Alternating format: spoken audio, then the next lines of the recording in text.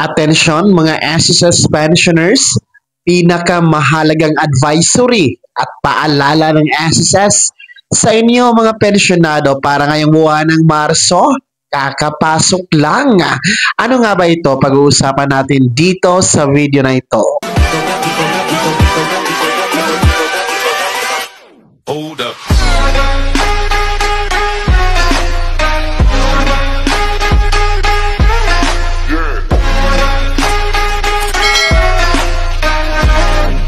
Hello mga ka-vlogs! Welcome dito sa aking YouTube channel. Magandang araw po sa lahat ng mga manonood. Saan po kayong dako sa mundo? Kumusta kayo mga ka-vlogs? Eto kakapasok lang, pinaka-importanting paalala at advisory mula sa SSS para sa inyong mga pensyonado ngayong buwan ng Marso. Kakapasok lang, mamaya-maya atin niyang tatalakayin. Pero bago ang lahat, kung bago ka pa lang dito sa aking YouTube channel o di kaya hindi ka pa nakasubscribe, i-click nyo muna ang ating subscribe button na nasa baba. Huwag nyo kalimutan na pindutin ang notification bell. Ilagay nyo po sa all para naman updated ka sa lahat ng mga videos na aking i-upload. So, eto kakapasok lang ito na advisory. Actually, mahalaga ito, no? Pinakamahalagang anunsyo ng SSS para ngayong buwan ng Marso.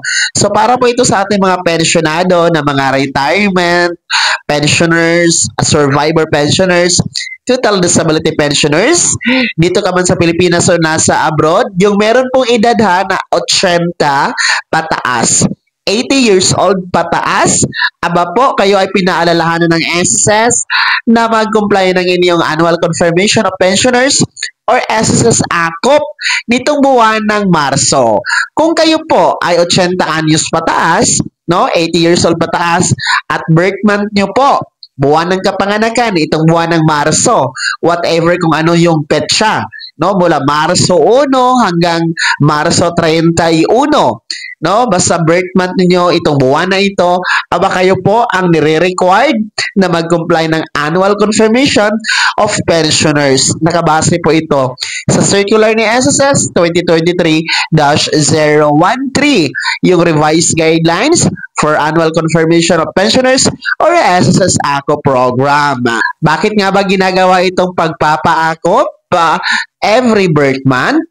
Sapagkat ito po ay annual reporting ninyo para matiyak ni SSS na talagang lehitimo ang pensyonado na tumatanggap ng pensyon, buhay na buhay ang pensyonado, hindi pa patay at nasa tamang tao po na pupunta ang pensyon. So yun po yung objective every birth month, no? Every year po yan, kada birth month po natin, no? Basta 80 years old pataas, required tayo mag-comply ng ACOP. Well, paano ba mag-comply ng ACOP? No? Meron tayong tatlong paraan sa ngayon. Una po, para sa mga gustong mag-walk-in.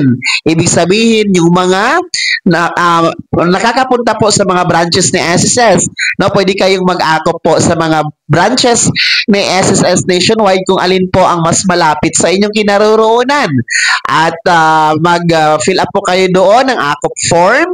Wala po yung bayad, and magdala po kayo ng SSS ID or UMID or any government issued ID. So yun po, no, pwede tayong mag-walk-in sa mga nearest SSS branches nationwide. Pangalawa po na paraan ng pag-ACOP, well, pwede tayo online. Sa mga hindi po nakakapunta sa SSS branch dahil busy o di kaya naman po bedridden yung pensyonado, may sakit, o di kaya mga OFW na nasa ibang bansa, hindi naman po pwede na umuwi lang kayo sa Pilipinas para lang mag-ACOP. Ang mahal-mahal ng plane ticket.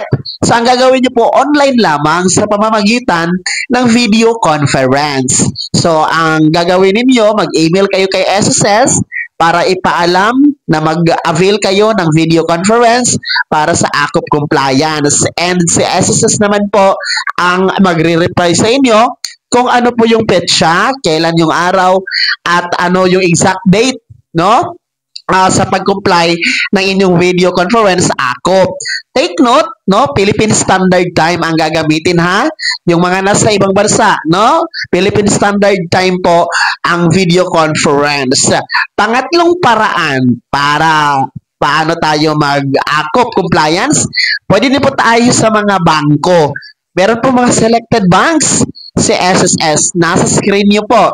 No? Kung kliyente kayo ng mga bangko niyan, pwede po mag-comply dyan ha, mga SSS pensioners. So, mag-comply ng akop ha, dahil kapag hindi ito nagawa, ipoputol ni SSS ang pagtanggap ng buwan ng pensyon. Ibabalik naman po ito, pero mag-antay kayo ng 2 hanggang 3 buwan. Napakatagal. And of course, ayaw natin mangyari yan sa inyo dahil alam naman natin, kailangan ninyo ang inyong pensyon monthly para sa inyong mga pangangailangan. So para tuloy-tuloy ang buwan ng pensyon, abay mag-akop compliance na nitong buwan ng Marso sa mga may birth month nitong buwan na ito, ha, mga 80 years old pataas. At yan po ang pinaka-importante, pinakamahalagang anunsyo, advisory paalala ni SSS ngayong buwan ng Marso para sa inyo mga pensyonado. Kaya naman mga SSS pensioners, sino sa inyo dito ang magdiriwang ng birthday ngayong buwan na ito? Happy birthday po sa inyo, no? At siguraduhin na mag-comply ng akop. I-komento nyo po ha sa comment section na nasa baba. Pakilakip ng buong pangalan at kung taga saan kayo. Bago ako magtapos sa video na to, kung gusto nyo po sumuporta sa aking YouTube channel, maaari nyo pong i-click ang ating super thanks button na nasa baba. Sa mga gusto maging miyembro, pwede po. I-click nyo po ating join button. Maraming perks dyan mga ka-vlogs. Be my member now. Sana'y naging gabay ang video na to at paano na pag-uusapan natin ang mga mahalagang bagay-bagay na may kinalaman sa pagiging miyembro, benepisyaryo at pensyonado sa SSS. Kung hindi ka pa nakasubscribe dito sa aking YouTube channel, maaari nyo nang i-click ang ating subscribe button na nasa baba. Huwag niyong kalimutan na pindutin ang notification bell.